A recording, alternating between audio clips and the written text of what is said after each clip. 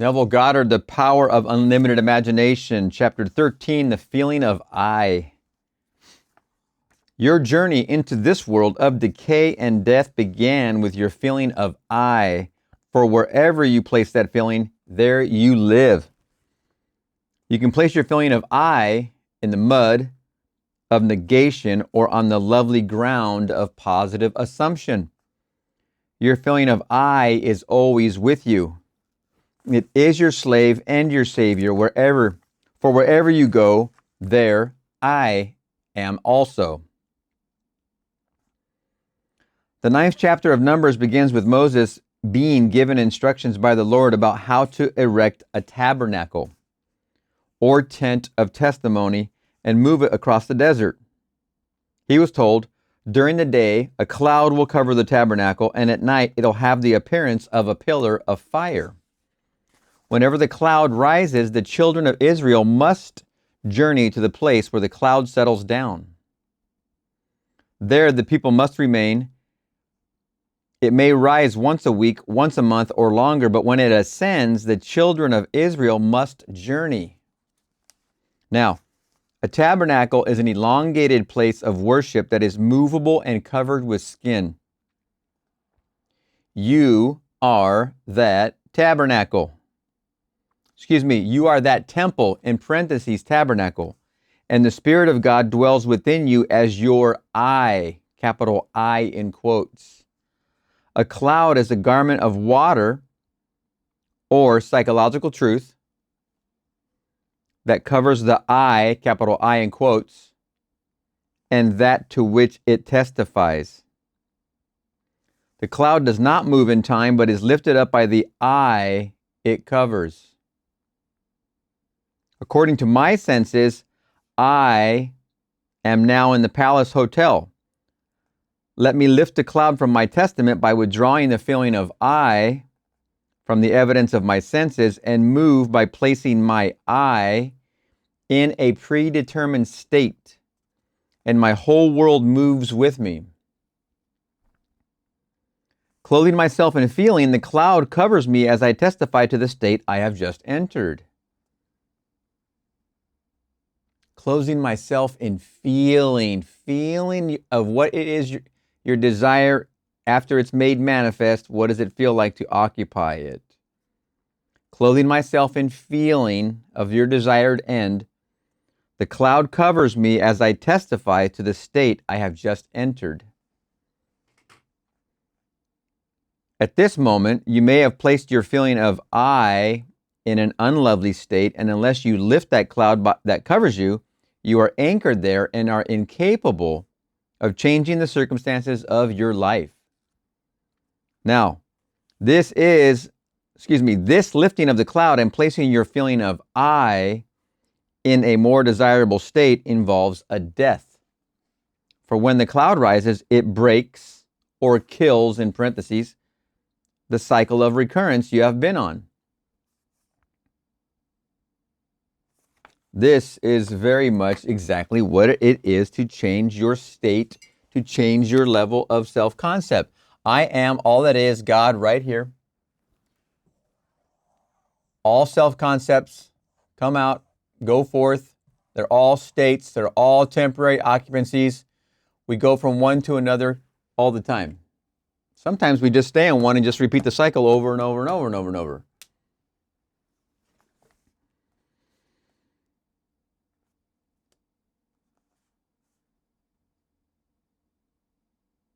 Let me lift the cloud from my testament by withdrawing the feeling of I from the evidence of my senses and move by placing my I in the predetermined state, and my whole world moves with me. His I is currently here. The place he wants to get to is here, predetermined state. Let's say it's this one. Here's his current place. Let me lift the cloud from my testament by withdrawing the feeling of I from the evidence of my senses, that's right here, his objective self, and move my I to a predetermined state, and my whole world moves with me. That predetermined state is within. That's the feeling. That's the imagining of yourself in that experience. That's the feeling of it. That's happening within. The objectification is not to be concerned about. That's the how business. That's going to happen. You create the wave here. The wave hits the beach there. You create the wave here. You surf the wave there. Clothing myself in feeling, the cloud covers me as I testify to the state I have just entered. The cloud covers when you're in feeling. At this moment, you may have placed your feeling of I in an unlovely state. Let's say you don't like that self-concept. You don't like it there. Unless you lift that cloud that covers you, you are anchored there and are incapable of changing the circumstances of your life. Now, this lifting of the cloud and placing your feeling of I in a more desirable state involves a death. For when the cloud rises, it breaks or kills the cycle of recurrence you have been on. It breaks or kills the cycle of recurrence you've been on because you've been repeating this cycle. It breaks that cycle and it objectifies your new reality. This lifting of the cloud and placing your feeling of I in a more desirable state, you're placing it here in that more desirable state. It involves a death. For when the cloud rises, it's just rising here, it breaks or kills the cycle of recurrence. It breaks or kills this recurrence going on back and forth that you've been on. Motion can be detected only as a change of position with respect to another body. And all motion spoken of in Scripture is psychological. Every state exists in this psychological land from which your I journeys. Every state exists in this psychological land from which your I journeys. All you need to do is extract your I from where it is now and place it in your predetermined state. How does that feel in that state? It's like, remember, riding the horse for the first time. You don't know what's going to happen. You're just going with the flow. You have to step in to this predetermined state with your feeling. And what does it feel like the first time you try that? I don't know what it would like to be driving that Maserati, but I can sure imagine for a second. Let me look at a picture. Okay, I see a picture. Now I can sense myself in there, first person. I see my arms. You put yourself in the picture from first person, never from the outside, if in fact that's a car that you want. Never looking at yourself from the outside of the car, because that's third person. You want to be first person, seeing your arms holding the wheel, if in fact you want a car. Or you're at the teller at the bank, throwing down your stacks of $10,000 each because you're making a massive deposit right here. And you don't care that they need to call Uncle Sam and tell him you're making all this money, but you have all this cash you want to deposit. So what? All you need to do is extract your I from where it is now and place it in your predetermined state. But how will you know you have moved? By using a frame of reference. While sitting quietly in your chair, you can lift your cloud by the feeling of if in an entirely different psychological state. Let me clean that sentence. While sitting quietly in your chair, you're just hanging out, got your eyes closed, you're doing some fishing, you're inside, hanging out with Jacob. While sitting quietly in your chair, you can lift your cloud by placing the feeling of if in an entirely different psychological state. What if you can place it into any state? Any of these states are available, all of them. If you want wealth, this is a thousandaire, a millionaire, a billionaire, a trillionaire, or whatever in there. If you want health, this is your first step, second step, third step. All these states are available. You can have any of them. Do you want love? Here I am dating. Here I am getting engaged. Here I am married. All these states are available to you. Here I am with my husband in our house. This is us with children. This is us on vacation with children. This is us moving into our retirement years. We go on nothing but vacations all the time. All these states exist and they're ready for your occupation. So if you're thinking, which one should I enter? They're all available. It is a psychological trip first before it is a physical trip second. The physical trip is the shadow to the psychological. Fourth dimension is your psychological self creating the actual experience. The reality literally happens here first, then it outpictures. While sitting quietly in your chair, you can lift your cloud by placing the feeling of if in an entirely different psychological state. any state. No one can see this motion, for yours is a spiritual journey. While in the state, look for confirmation of your move on the faces of people there. Look for confirmation of your move on the faces of people there. Are they happy to see you? Are they surprised to see you? Are they happy for you? Are they congratulating you? Are you hearing your friend walking up to you, actually high-fiving you, shaking your hand? Congratulations, I'm so excited for you. Are they a little jealous? Look until you see the expressions on their faces. Now, I have done this in the beginning of 2023, started Neville in 2022, and I started doing this in the beginning of 2023, and it all came.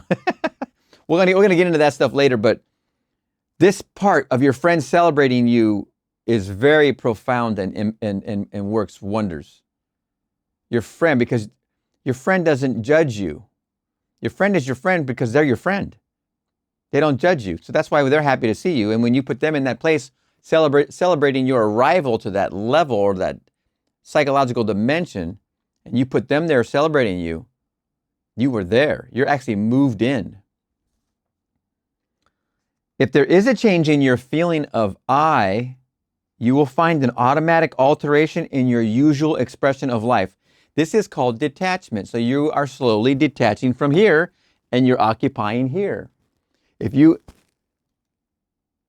there's a change in your feeling of I, you will find an automatic alteration in your usual expression of life. That's an expression. That's an expression. You're going to find an automatic alteration. During the day, you wear your garment of truth, the cloud. But the moment you begin to meditate, the brain grows luminous. This is the pillar of fire by night. Remember, I am the truth. And wherever you place your feeling of I, there you must abide. In the 31st chapter of Deuteronomy, we are told that Moses went up from the plains of Moab to Nebo and there to Pisgah, which is opposite Jericho, where he was shown all the land that was his. The word Moses means to draw out. He is not a man, but your creative power that can draw out of you any state you have placed your eye, struck the rock and produced the water. The word Moab means mother, father, which is your I amness. In your present state, your Moab may be saying, I am beaten, I am sick, I am impoverished. But Nebo means to prophesy your longing by the feeling of I. Pisgah means to contemplate. When you enter your desired state, observe your Jericho, for it will have a fragrant odor, as that is what the word Jericho means. Having risen in consciousness, remain in your chosen state until you have a reaction that satisfies you. A violent reaction produces a horrible odor, while a lovely reaction indicates Jericho and a lovely odor. You see, Jericho is not a place in the Near East, but a state that produces the thrill of accomplishment within you. In the 14th chapter of the book of John, Jesus speaks to Peter saying, let not your heart be troubled. You believe in God, believe also in me. In my Father's house are many rooms. If it were not so, would I have told you that I go to prepare a place for you? And when I go and prepare a place for you, I will come again and take you myself, and take you myself, that where I am, you may be also. This is not a man speaking to another, but self speaking to self. You are Jesus, which is imagination, telling yourself there are unnumbered states of awareness for you to enter. And you are inviting self to choose the state you wish to inhabit. After selecting the state, imagination will go and prepare it for you so that you may come again. as you must, in parentheses. For wherever you abide in imagination, there you shall reside also in the flesh. If you believe what I have told you, determine to change your feeling of I. There is no power that can keep you from realizing your dream, but you. There is no power. There's no power out here. There's no power in here that can keep you from realizing your dream except you. And no man can compel you to enter any state. You have the power. You have the power to select your state and enter it, thereby making it alive, or leave a state, thereby killing it. The decision and its consequences is yours and yours alone. The day you can become an observing eye, watching your reactions and seeing the observer and the thing observed as two distinct beings, you will know that you can enter any state and it will outpicture itself. You're entering the state here. It outpictures here. You're doing that when you feel it, when you feel the reality of it, and you feel and sense it, and you just have that feeling like, yeah, that feels natural. The feeling you're going to most of the time feel is, this is natural. This feels like right now. You must persist. You must persist. How many times? I don't even know. I'll probably get a PDF of this book, and I'm sure persist is in here 1,000 times. You must persist until you get that feeling that it feels natural. Once it feels natural, you're going to get this like, whoa, what really? That's what it feels like? That's what natural feels like. You must keep pushing against that objective self towards the subjective impression you're trying to feel as real. You're not just trying to make the impression, you're trying to just feel it. You're just trying to feel something. Once you have the feeling of it feeling natural, that thing your desire is aiming you towards, once it feels natural, you're like, oh, I see. That's what you're after. Now you can just copy and paste over and over and over. You will know you can enter any state and it will outpicture itself. You will know that all the mansions of your Father's house are yours. Now again, what are we doing here? We're learning the law. And why are we learning the law? We're learning the law to know what the path of righteousness is. What does this mean, the law? What is the path of righteousness?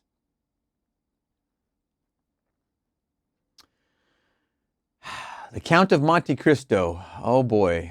I'm going to break that movie down. We're going to cover that movie together. It's going to be a reaction type video, and we're going to go through it and break it down as if Abdullah and Neville were in the movie theater with us.